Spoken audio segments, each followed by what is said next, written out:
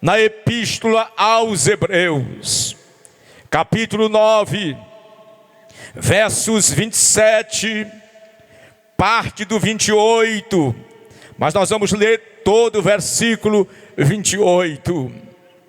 Eu estou gostando muito do meu som de retorno. Isso anima a gente. Graças a Deus. Eu julgo, apesar da boa educação do auditório, essa mensagem é para que você sente-se, ou então quem está em pé fique aposto, não se localize. Eu não gosto de usar o termo reflexão. Eu não me sinto à vontade para chegar e dizer eu quero entregar uma reflexão. Não, eu vim entregar uma mensagem da parte de Deus. Mas é para você pensar na mensagem. É uma mensagem bastante racional àqueles que têm ouvidos para ouvir. Aos Hebreus 9, versos 27 e 28. E assim, como aos homens está ordenado morrerem uma só vez, vindo depois disso o juízo, assim também Cristo, tendo se oferecido uma vez por todas para tirar os pecados de muitos, aparecerá segunda vez, não para tirar pecados, mas para salvar aqueles que esperam por Ele. Quantos esperam a volta iminente de Cristo? Glória a Deus. Certamente, todos os presentes fizeram planos para esta semana, que por sinal está se findando. Você talvez tenha planejado trabalhar, talvez tenha planejado uma viagem, talvez esteja construindo uma casa, talvez esteja sonhando com a aposentadoria, talvez esteja economizando para realizar um grande projeto, e quem sabe o projeto das férias. Todos nós fazemos planos. Aliás, fazer plano é natural. Fazer plano é de quem é racional. Seria triste alguém que não planeja. O próprio Jesus, falando sobre o preço do discipulado, ele usa o planejamento para a gente entender o custo do que é ser um discípulo de Jesus. Ele conta uma parábola dizendo: qual é o homem que deseja construir alguma coisa? Vamos trazer para a gente a casa. E ele não senta primeiro para fazer o orçamento do material a ser gasto. Ele não mede as consequências. Quem é o homem que não faz isso? Porque se não fizer, ele pode ter algumas dificuldades. Entre elas, ele não fez o orçamento. Começa a obra e não termina. Então os transeuntes passam em frente à construção abandonada, de gente que não programou, e diz: este começou esta construção e não concluiu, e continua. Ou então um rei que vai para uma guerra, enfrentar uma outra nação, e não senta, e não observa se de repente com 10.000 soldados, ele vai vencer o inimigo que vem com 20. É contrassensual, e de repente ele não mede as consequências, vai com 10.000 contra 20, e antes de começar a guerra, ele levanta a bandeira branca para dizer para se render. Todos nós precisamos planejar, mas existe uma pergunta que poucas pessoas fazem a si mesmas. Qual é essa pergunta? Se esta fosse a última noite da sua vida. Por favor, minha proposta aqui não é assustar ninguém. O nosso cantor começou falando aqui que muita gente não amanheceu. Estamos aqui vivos, então eu não estou tentando assustar você. Eu estou lembrando aos ouvintes que todos nós conhecemos, mas quase nunca encaramos. A propósito, de novo, Jesus alça uma parábola sobre essa questão de não nos preocuparmos com a eternidade. Ele diz, eu quero transliterar essa parábola para o nosso entendimento, especialmente nós que somos aqui do Nordeste. Ele diz, um certo homem foi bem sucedido naquele ano de colheita. Tal foi a colheita do cereal plantado e colhido, que ele olhou para os seus depósitos, para os seus armazéns e disse, não comporta, a safra foi boa, o que eu devo fazer então?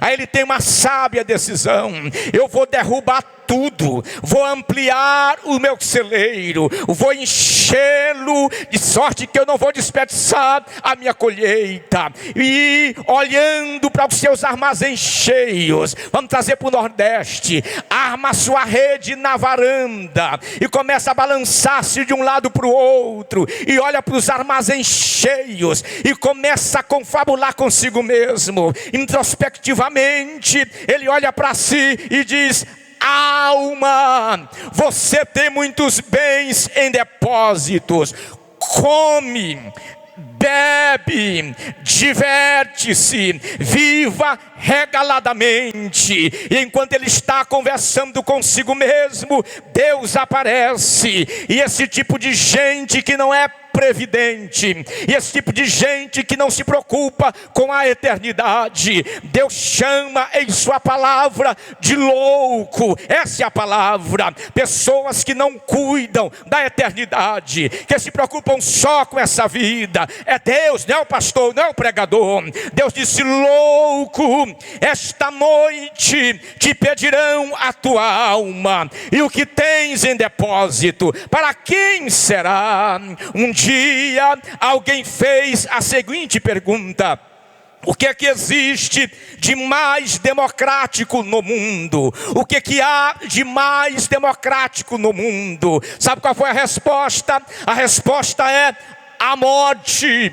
Então por que a morte é o elemento mais democrático do mundo? Porque ela não pergunta a idade, ela não pergunta a profissão, ela não pergunta a religião, ela não pergunta a posição social, ela bate a porta de todos. A morte não consulta nossa agenda, ela não pergunta se ainda temos sonhos, ela não espera terminarmos nossos projetos, ela simplesmente chega. Os senhores e senhoras há de concordar comigo, isso é fato. Todos os dias hospitais recebem pessoas que acreditavam que voltariam para casa. Todos os dias famílias recebem uma notícia que jamais esperavam ouvir. Todos os dias cemitérios recebem homens e mulheres que poucas horas antes imaginavam que ainda tinham algum tempo de vida. Quem está me ouvindo, eu estou gostando da atenção do auditório. A morte chega sem avisar.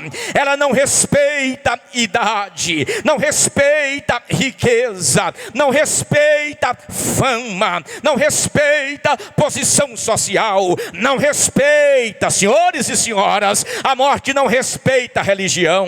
Ela bate a porta do pobre e do rico, do jovem e do idoso, do empresário e do empregado, do governador e do cidadão comum, porque diante da morte todos somos iguais. Diante da morte, todos todos estão na mesma esfera. Atenção, chapadinha, a morte não respeita pessoas. Ela entra em palácios, entra em hospitais, entra em mansões, entra em barracos, entra nas grandes cidades, entra nos pequenos povoados. A morte, ela não pede autorização, ela não marca hora, ela não faz agenda, ela simplesmente chega. Mas fique tranquilo, esta noite eu não vim falar apenas da morte. Seria insensatez da minha parte, é desconhecimento teológico, inclusive, dessa verdade bíblica. Por que, pregador, que o Senhor decidiu não falar apenas sobre a morte? Porque a morte não é o fim da história. Parece que alguém não consegue entender isso. Então repito, a morte não é o fim da história. Nós estamos vivendo um período chamado de tempo. O tempo dessa vida é muito curto. Na verdade,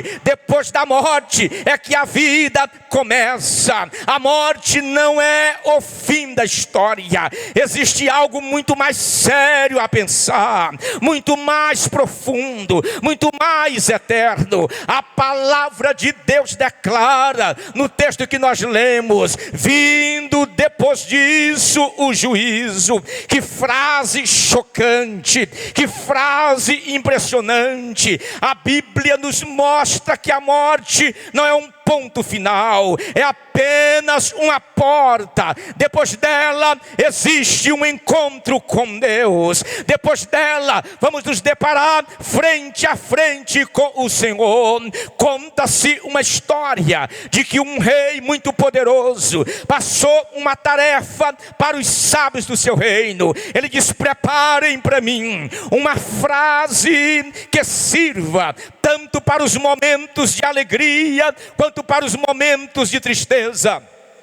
Depois de muito tempo, os sábios se reuniram, fizeram uma convenção e debateram a proposta do rei e chegaram à conclusão de apresentar ao rei uma sentença curta, uma frase. Qual foi a frase? Isto também passará. A frase que os sábios trouxeram ao rei: isto também passará. O rei recebe a frase e começa a refletir: o que passará? O poder passará, a juventude passa, a beleza passa, a saúde passa, o dinheiro passa, as lágrimas passam, os dias passam, o ano passa, a vida passa, mas há algo que não vai passar. E o que não passará, pregador? A eternidade. A eternidade é sem fim. A eternidade não passa. Atenção, se hoje você fechasse os olhos pela última vez, onde você os abriria na eternidade? Essa pergunta é muito séria. Essa pergunta vale mais do que qualquer diploma, mais do que qualquer patrimônio, mais do que qualquer profissão, mais do que qualquer status, porque tudo aquilo que construímos nós não levaremos para a eternidade. Tudo aquilo que construímos ficará aqui, mas a alma seguirá para a eternidade. Jesus falou: o que aproveitará ao homem ganhar o mundo inteiro e perder a sua alma? Que pergunta fantástica, que pergunta extraordinária. Imagine, senhores e senhoras, um homem que conquistou tudo: casas, empresas, fazenda, dinheiro, reconhecimento, influência, mas perdeu a sua alma. O que terá adiantado? Absolutamente nada, porque a eternidade vale infinitamente mais do que o tempo, exatamente nesse ponto que o Espírito Santo toma o escritor anônimo, o escritor aos Hebreus, e ele então traz a mensagem. Observou que o texto curto é muito sério, não há exagero, não há excesso, não senhores, não há poesia, ele não poetiza a sua mensagem, não senhor, não é melancólica. A mensagem de Deus pelo Espírito, através do escritor aos Hebreus, e esta noite no púlpito do Chapadinha para Cristo, para uma multidão incontável de pessoas que nos acompanham, não há excesso na mensagem, não há exagero na mensagem, não há poesia na mensagem. Ele, o escritor aos Hebreus, pelo poder do Espírito, resume de forma clara a existência humana em poucas palavras. Está ordenado aos homens morrerem uma só vez, vindo depois disso o juízo. Quem está na praça pode levantar a mão e fazer alguma coisa. Que bom, estou gostando de pregar aqui. Oh, glória a Deus. Observe que Deus apresenta 3 realidades incontestáveis. Que bom que é só 3. Dá para a gente decorar. Não é um documento grande que a gente não possa absorver. 3 sentenças. A primeira, a certeza da morte. Segunda, a certeza do juízo. E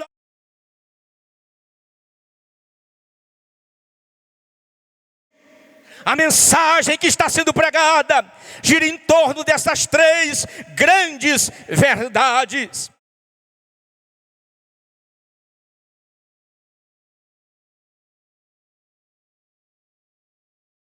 Apenas informar a você de algo muito sério. Ele deseja transformar você. Ele te trouxe aqui esta noite para mudar a sua história, para mudar o seu presente e o seu futuro. Qual é a primeira sentença? A certeza da morte. Ninguém, absolutamente, certamente ninguém pode fugir do encontro com a eternidade. Olha o que a Bíblia diz: está ordenado aos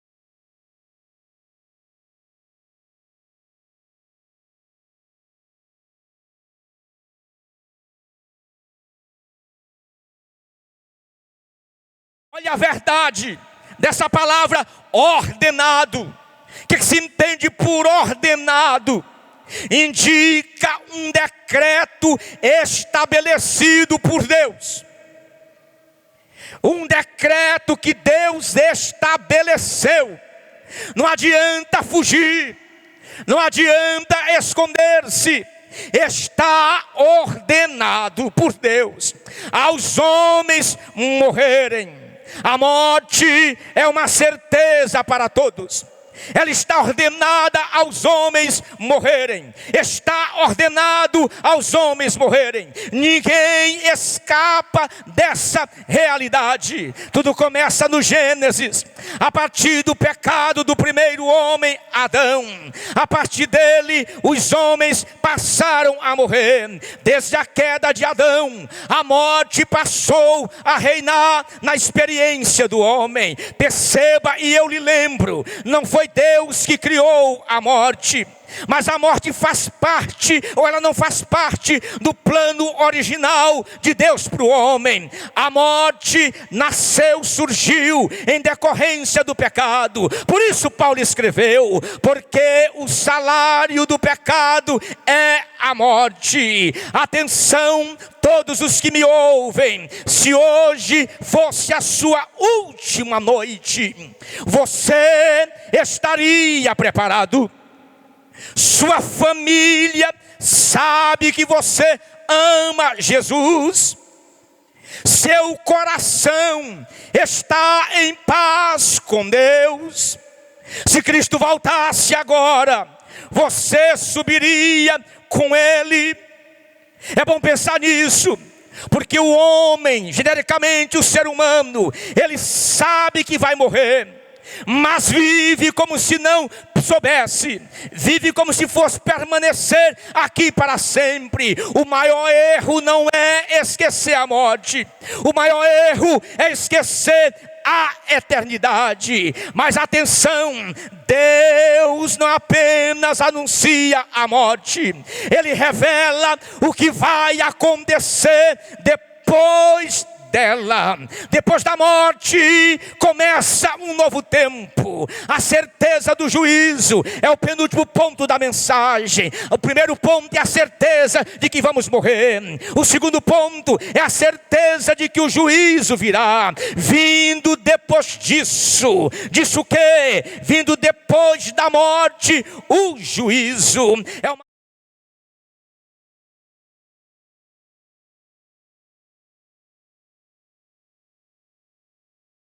Não existe inexistência, existe um encontro com Deus, um encontro especial com Deus. Todos prestarão contas, cada palavra, cada pensamento, cada escolha, cada oportunidade rejeitada, tudo será colocado diante de Deus. Eu quero que você se reporte agora a um tribunal, a um grande júri, coisas feitas por homens, ainda no corpo do pecado, e alguns deles até ateístas, materialistas. Mas imagine um tribunal, ali ninguém consegue esconder provas, as testemunhas falam, os fatos aparecem. Agora imagine um tribunal de Deus, Deus como juiz.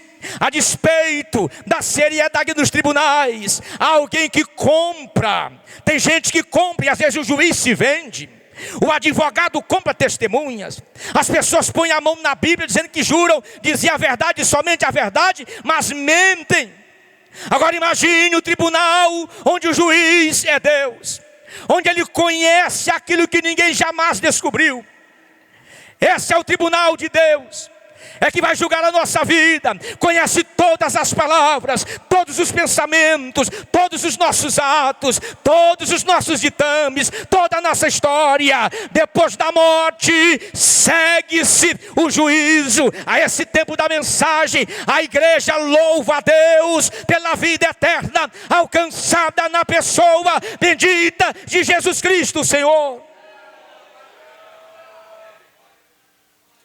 Imagine os irmãos, o colegiado de pastores, imagine os membros e congregados, até mesmo a pessoa amiga. Se nesse momento eu dissesse amém, obrigado pastor Elias, tome o microfone, uma interrogação ficaria na mensagem. Todos os ouvintes diriam: esse pregador não encerrou a mensagem, ele não concluiu a mensagem. E você está certa. A mensagem esta noite, do sexto dia do Chapadinha para Cristo, não termina com a morte. Porque se terminasse com a morte, todos nós estaríamos irremediavelmente perdidos. Mas Deus não encerra a história no juízo, onde o pecado condenou. É o verso 29.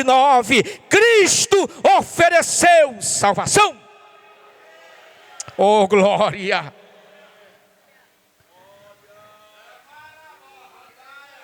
Onde o pecado condenou,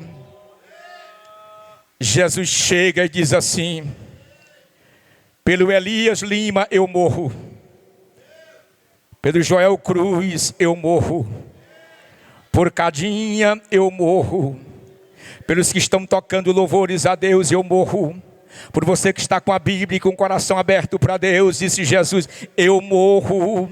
O homem caminhava para o juízo, aí Cristo entra na nossa história. Por isso que nós cantamos, nós amamos a mensagem da cruz, porque na cruz a justiça encontrou o amor. Na cruz a santidade encontrou a misericórdia.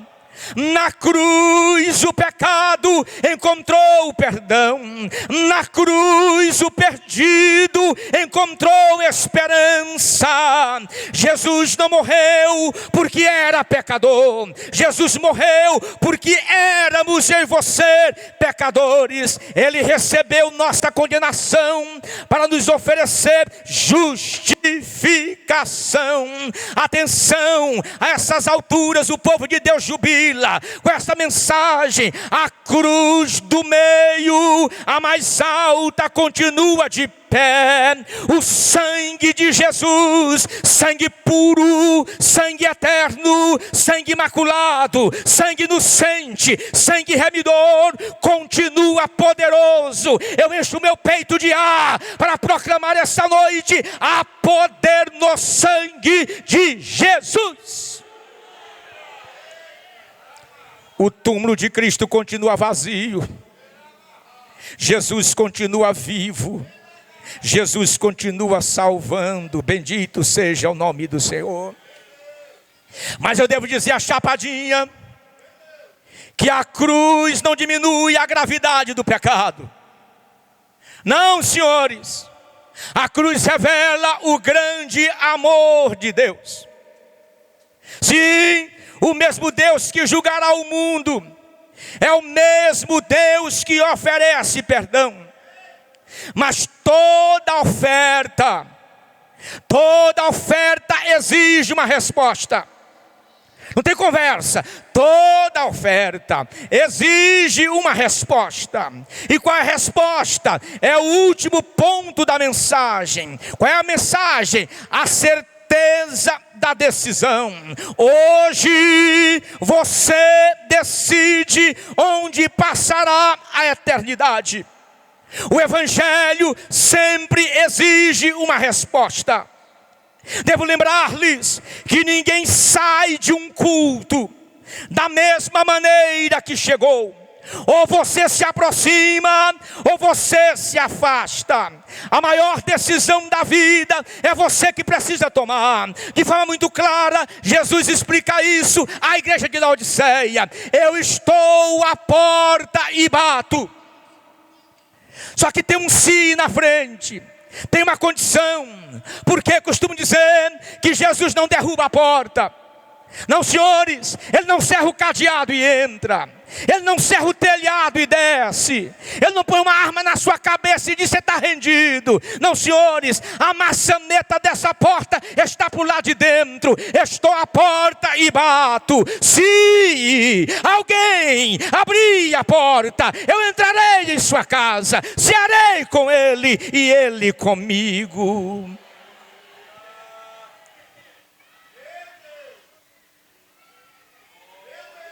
O que você fará com Jesus? A pergunta é: o que você fará com Jesus? Você lembra do tempo de Noé? A porta da arca permaneceu aberta por um período e para todos. Quem entrou foi salvo. Quem adiou ficou do lado de fora. O problema na arca não foi a falta de espaço, foi a falta de decisão. E aí há um perigo. Que perigo? O perigo do depois. Depois. Amanhã é o dia falso. Amanhã é o dia que nunca chega. Já viu isso? Amanhã é o dia falso. É o dia que nunca chega. Quando o amanhã chega, deixa de ser amanhã, passa a ser hoje. E o hoje lança a luz para o amanhã.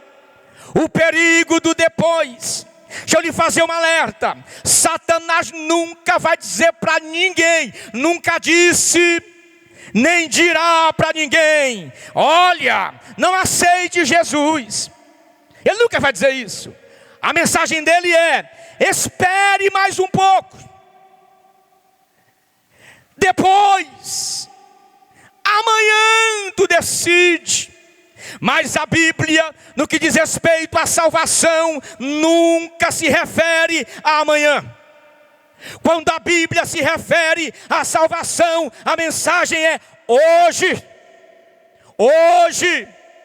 Hoje Deus está falando com você. não com quem está do seu lado, é com você.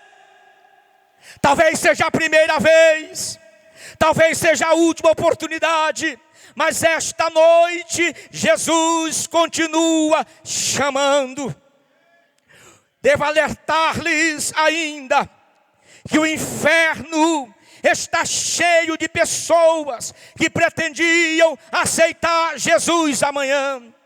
A maior tragédia não é morrer, a maior tragédia é morrer sem Cristo. Porque a eternidade começa no momento em que termina o tempo.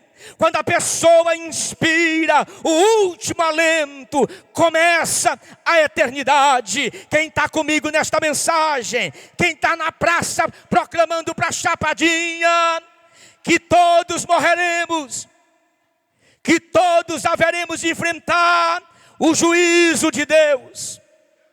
Chegamos em tempo hábil ao momento mais importante desta reunião, o momento mais importante desta cruzada. Desde sempre, não é a música bela que nós estamos ouvindo, e Deus me agraciou hoje, pastor Elias, desde o prelúdio, desde o início do culto, os cantores locais, não é? Estão cantando hinos que tocam a alma, hinos evangelísticos. Como é bom ouvir cicatrizes, como ouvir o nosso cantor cantando hinos que falam a alma. A gente não pode conceber o culto sem o louvor, o culto sem os cânticos. Então, mas o mais importante do culto evangelístico não é a música.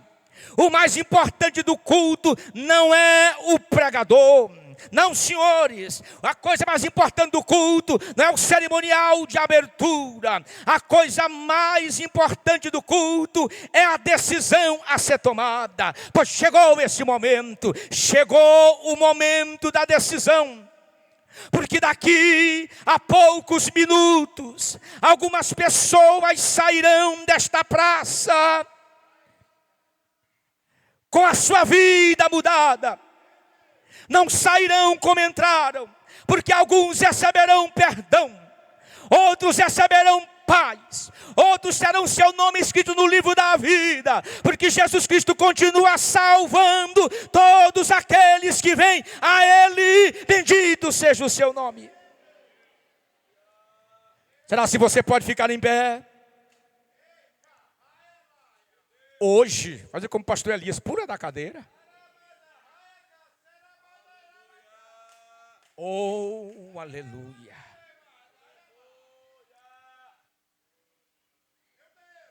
Eu estou pregando, estou olhando para a igreja, pastor Elias. Todo o auditório olhando para cá. Ninguém disperso. Tenho uma alma agradecida a Deus, porque está dizendo, eu tenho vida eterna.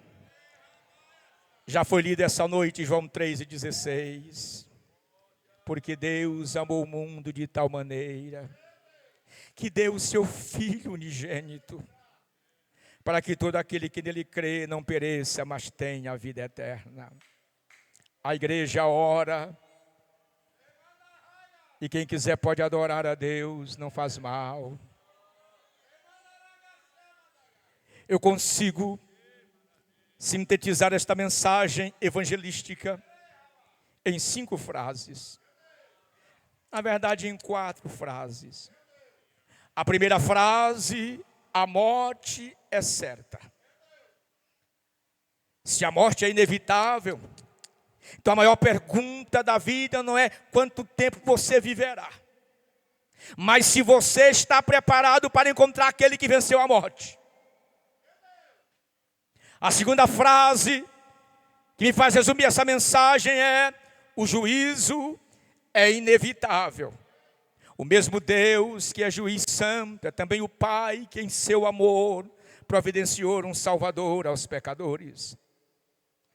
Eu sintetizo essa mensagem em último lugar: a cruz é suficiente. Porque a cruz não foi um acidente da história. Não foi um erro de cálculo, não foi uma falha na agenda de Deus, foi um encontro da justiça de Deus com sua infinita misericórdia. Eu sintetizo essa mensagem. Em último lugar, a decisão é sua. Hoje você decide onde passará a eternidade.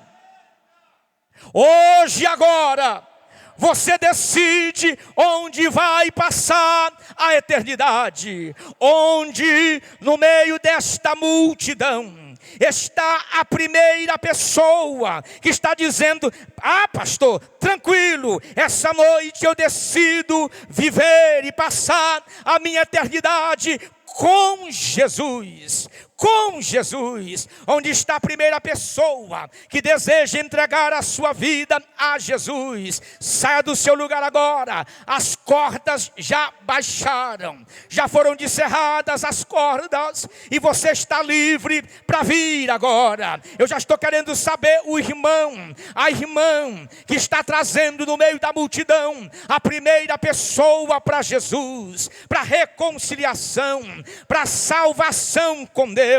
Bendito seja o nome do Senhor. Vem depressa, vem correndo, vem chorando, vem sorrindo.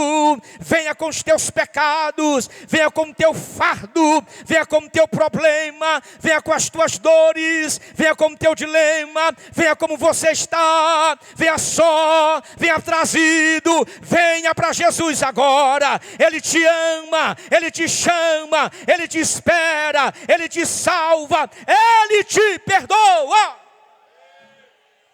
Onde está a primeira pessoa? Depressa, vem correndo. Enquanto cantou, com a permissão do pastor, toca e canta o hino evangelístico. Vem para Jesus agora. Vem depressa, porque Ele te ama, Ele te chama. Nós estamos esperando sair de algum lugar desse auditório a primeira pessoa para Jesus esta noite. Jesus é o Salvador. Oh, glória! É esse hino. Quem está vindo? Quem está vindo? Está vindo ali a primeira pessoa. Bendito seja o Senhor. Não importa o teu estado, não importa como você se encontra, física, social, emocional, não importa sua religião. Não, nós não estamos aqui anunciando religião, nós estamos aqui anunciando Jesus. Onde está a segunda pessoa? Vem depressa. Canta forte, cantor. Oh, vem. Nós estamos esperando você. Quem foi que trouxe uma pessoa amiga para o culto? Quem trouxe uma pessoa amiga para a cruzada? Solenemente venha. Você não pode mudar o passado, não conhece o amanhã, não pode impedir a morte, mas hoje você pode decidir onde passará a eternidade. A porta da graça está aberta. A porta da graça está aberta. Vem! A porta da graça está aberta. Corra! Cristo continua chamando. Vinde a mim. Amanhã pode ser tarde. Hoje é o dia da salvação.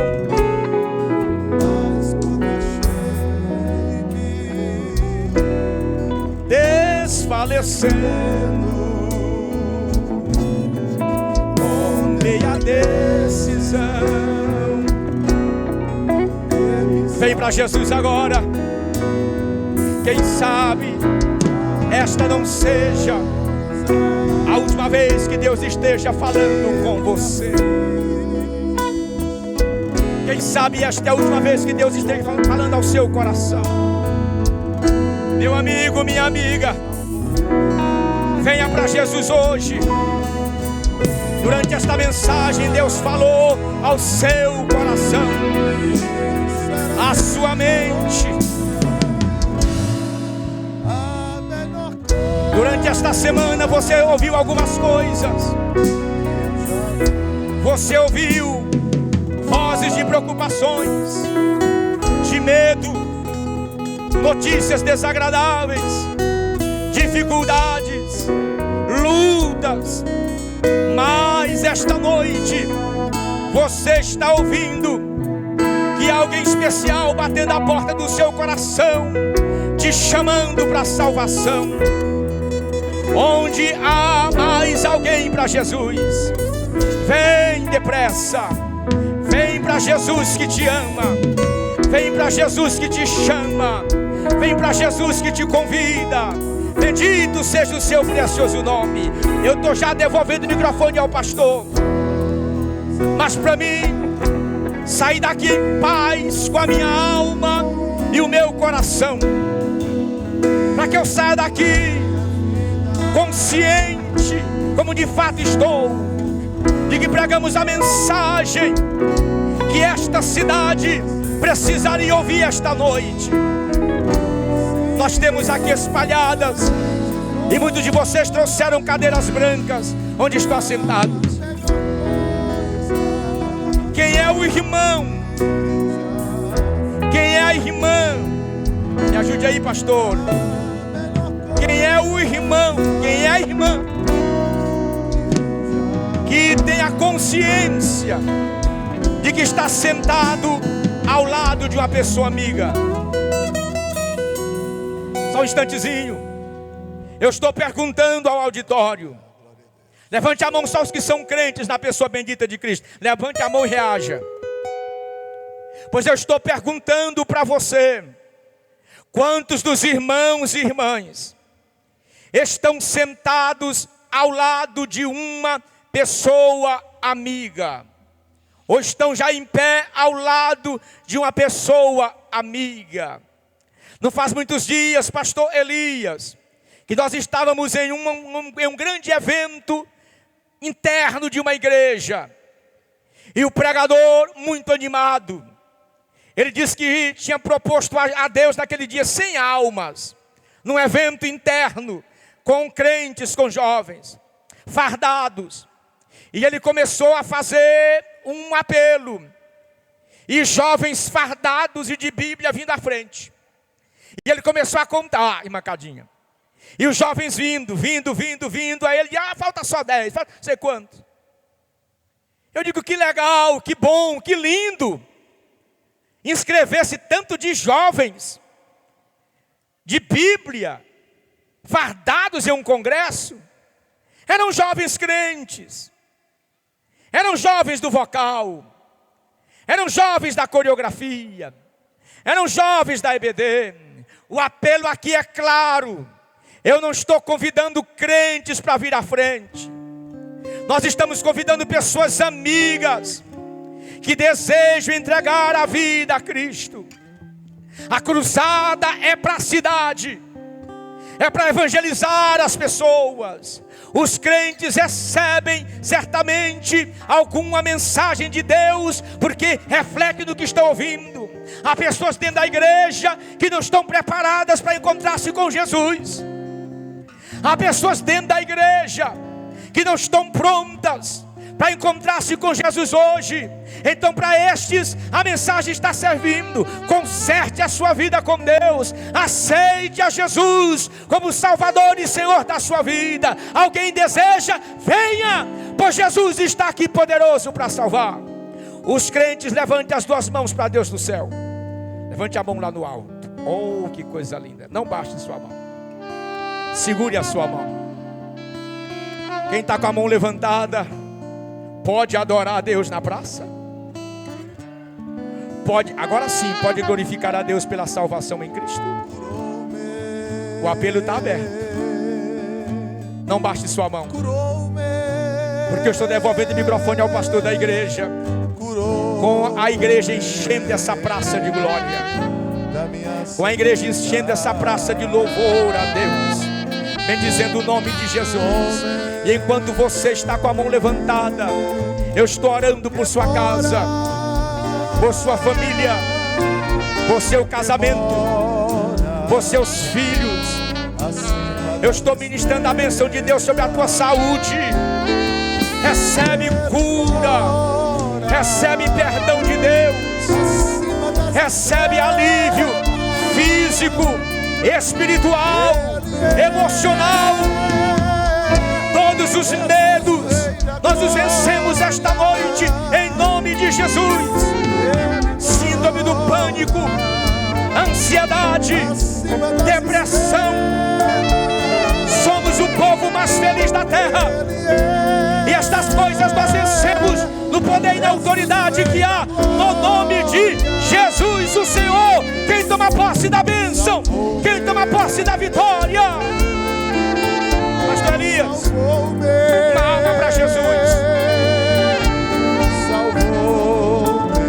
Pai, nós louvamos o teu nome, celebramos a ti por esta noite, pelos cânticos já entoados, pela mensagem do Evangelho, pela continuação da festa.